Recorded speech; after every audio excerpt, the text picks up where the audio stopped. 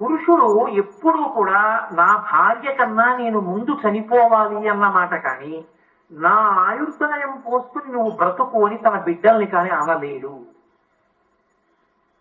ఆడది రెండు మాటలు అంటుంది.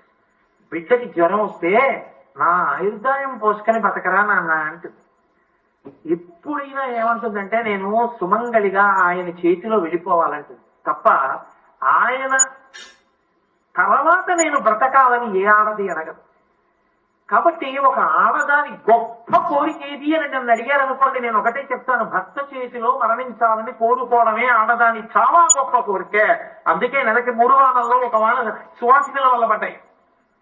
అటువంటప్పుడు అమ్మవారి కుంకుమని దర్శనం చేయడం అంత గొప్పదైనప్పుడు ఈ స్తోత్రం ఎంత గొప్పదై ఉండాలి. శంకర భగవత్పాదులు మనకు అందించడం, జగద్గురువుగా వారు మనకి పెట్టిన భిక్ష ఈ స్తోత్రం. కాబట్టి కస్తూరిక